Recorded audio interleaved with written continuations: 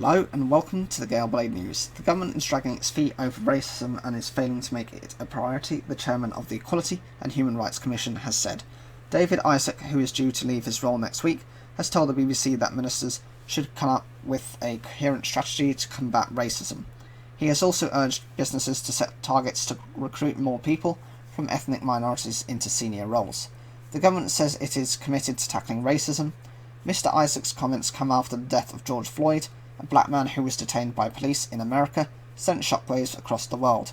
It triggered large anti-racism protests in the UK and the US. In response, the government announced it would form a new commission on race and ethnic disparities to see what more could be done to eradicate racial and social inequality. In an exclusive interview with BBC, Mr. Isaac said that there are lots of people of colour who need supporting, and for that reason a coherent race strategy is a top priority, and I call upon the government to act urgently. I do believe the government is dragging its feet. They seek to understand racism, but are they taking action, and is this a top priority? I don't believe so. Last month, the Prime Minister Boris Johnson said that the UK had made huge strides in tackling racism, but more had to be done. Mr. Isaac believes another review is not the answer. He said the time for more recommendations, in my view, is over. We know what needs to be done. Let's get on with it.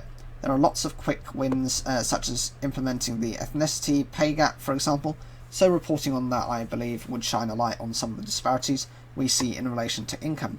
Since 2017, there have been several reviews into racial inequality, including the Lamy Review and the McGregor-Smith Review. All have been published with a series of recommendations, some of which ministers say have been implemented.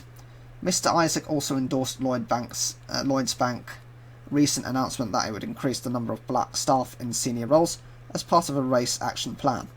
In too many companies around the country, there are not enough senior people of colour, he said, so setting targets and actually putting in place programs to support black and minority ethnic staff to ensure that they flourish in the same way that other people flourish is something the Commission has been calling for some time, and now is a moment when businesses must play their part too.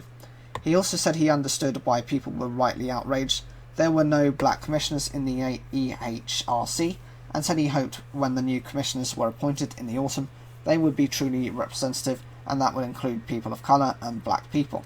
In a statement, the government said it was committed to tackling racism as part of our mission to unite and level up the country. This new independent commission is broader in scope in comparison to previous reviews and builds on the work of the Race Disparity Audit, it said. We continue to take action on recommendations from previous reviews that we have agreed to take forward. This new commission will improve our evidence base to change lives for the better. We ask that those with strong views engage with the commission. Mr. Isaac will step down from the Equality Watchdog on the 8th of August after completing a 4-year term. So, what do you think of this? Are you someone of one of these communities? Do you think that your life chances have been stifled?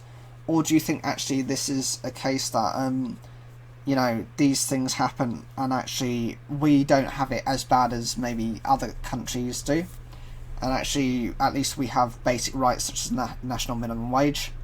Whatever you think, leave your comments down below, like the video if you enjoyed it, and don't forget to subscribe.